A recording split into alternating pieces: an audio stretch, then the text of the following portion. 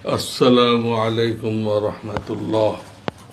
الحمد لله وكفى وسلام على عباده الذين اصطفى أما بعد فأعوذ بالله من الشيطان الرجيم بسم الله الرحمن الرحيم لتجدن أشد الناس عداوة للذين آمنوا اليهود والذين أشركوا.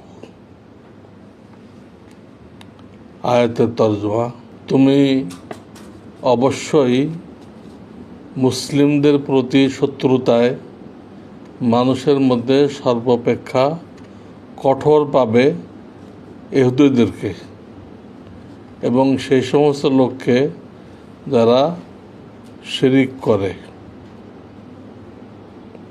বা মূর্তি পূজা করে।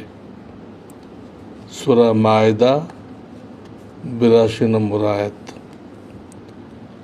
এই আয়াতের বাস্তবতা হলো গাজার বর্তমান পরিস্থিতি।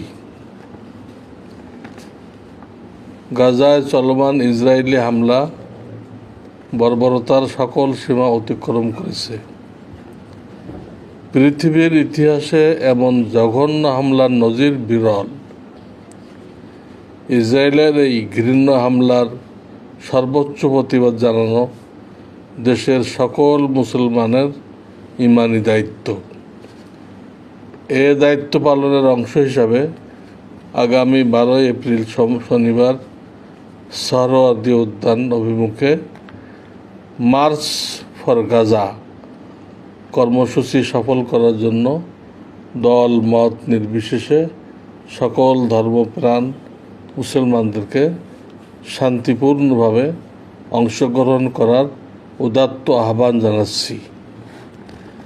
পাশাপাশি ফিলিস্তিনের মজলুম মুসলমানদের মুক্তি ও সফলতার জন্য দোয়া, রোজাদারি, নফল রোজা আদায় সহ তাদের নুসরতে সম্ভাব্য সকল প্রকার ত্যাগ স্বীকার করার জন্য সারা দেশের মুসলমানদের কাছে জোর আবেদন জানাচ্ছি।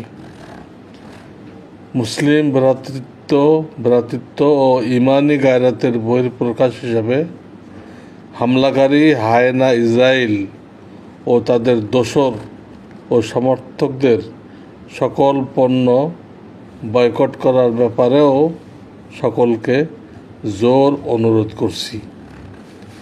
আমি বান্দা মোহাম্মদ মানসুরুল হক, প্রধান মুফতি ও শাইখুল হাদিস, জামিয়া রহমানিয়া আরাবিয়া, মোহাম্মদপুর, ঢাকা।